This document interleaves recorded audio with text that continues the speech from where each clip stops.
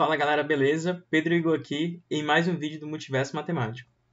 Bem pessoal, nesse problema aqui, problema bem interessante, o que o problema pede é dar raiz de π mais raiz de π mais raiz de π mais a igual a A. Diz que A pertence aos reais e basicamente pergunta quem que é o A.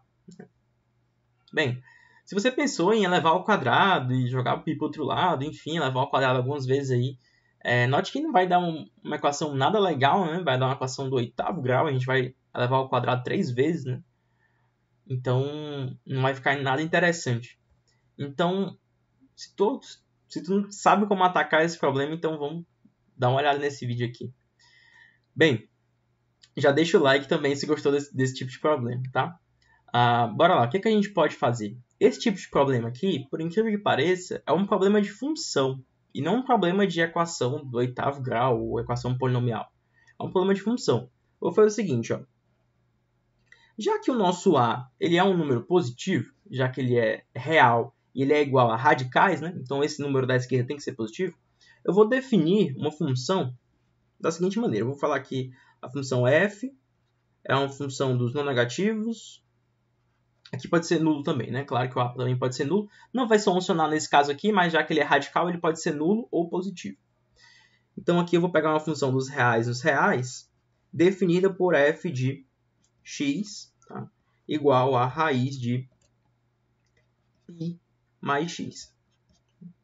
Pedro, por que pegar essa função meio maluca aí?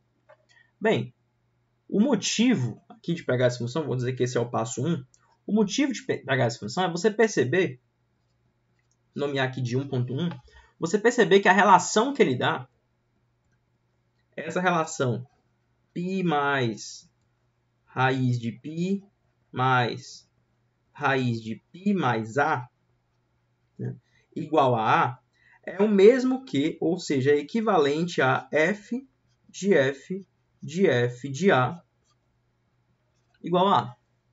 Né? Dá no mesmo você escrever f de f de f de A igual a A e escrever a relação que ele nos dá. Isso vai ser muito útil para a gente. Outra coisa muito interessante sobre essa função é que ela é uma função estritamente crescente. Ou seja, ela cresce conforme você cresce o valor de x. É bem intuitivo até você notar que ela é crescente. Né? Se você tem uma própria definição aqui, se você olhar para x, você percebe que se o x crescer, o f cresce também. Uma maneira de mostrar isso é simplesmente com a derivada. Né?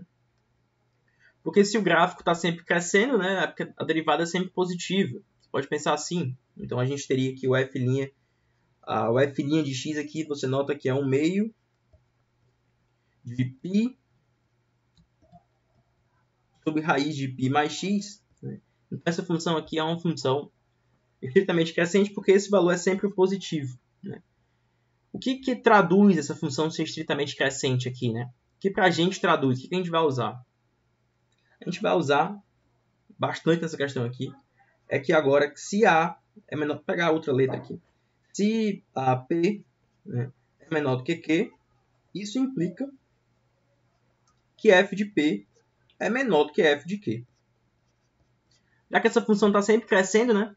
Se eu pego uma abscissa maior do que a outra, né, significa que o f da maior realmente vai ser maior também.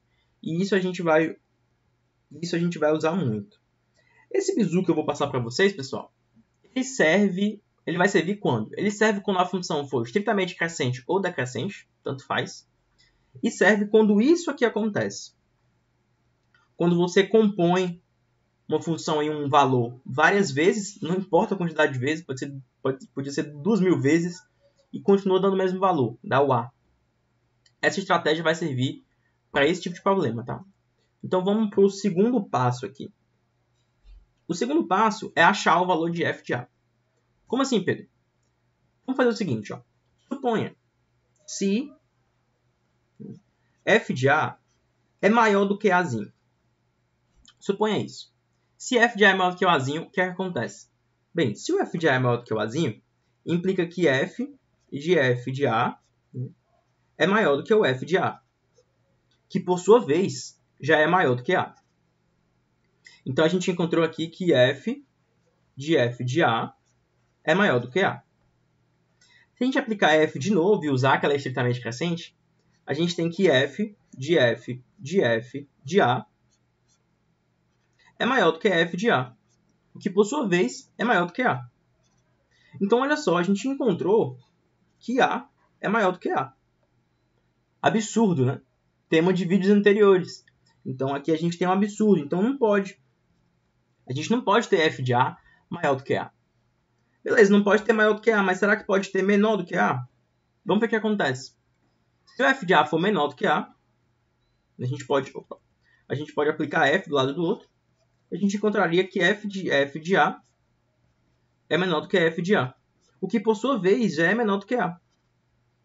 Então, a gente tem que f de a é menor do que a. Aplica f de novo. F de a é menor do que f de a, o que, por sua vez, é menor do que a. Por sua vez, menor do que a. Então, a gente acaba chegando em mais um absurdo. A gente chega que a é menor do que a. Então, absurdo. Logo, pense o seguinte. Se o f de a não pode ser maior do que a, se ele não pode ser menor do que a, implica que o f de a só pode ser a. Implica que o f de a só pode ser a.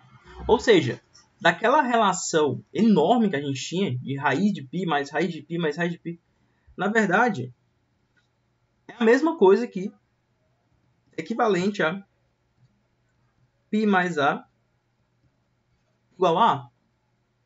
O que é algo bem mais fácil de se resolver. Né? Como é que a gente pode resolver isso? Bem, aqui a gente já tem que f de a igual a a, né? A gente teria que π mais a, né, igual a a. Como é que a gente resolve isso? A gente pode levar ao quadrado. Se a gente levar ao quadrado aqui, a gente vai ter π mais a é igual a ao quadrado.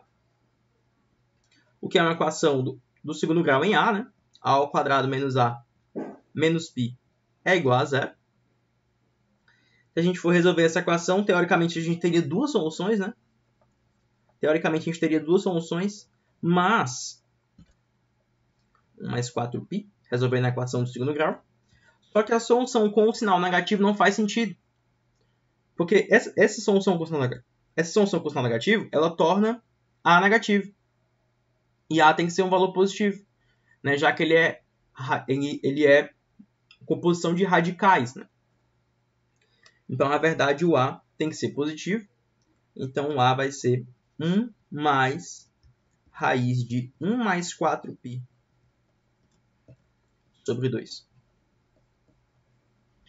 Beleza, pessoal? Gostou do problema? A gente pode, se vocês quiserem, coloquem nos comentários que eu trago mais problemas com essa ideia, né? Dá para usar essa ideia de função também na resolução de alguns sistemas de equações de 3, 4 variáveis. Se eles tiverem um certo padrãozinho, dá para utilizar essa mesma ideia aqui. Ok? Pois, pessoal, se gostou da ideia, compartilha, curte, comenta aí, diz o que tu achou. E até a próxima, pessoal.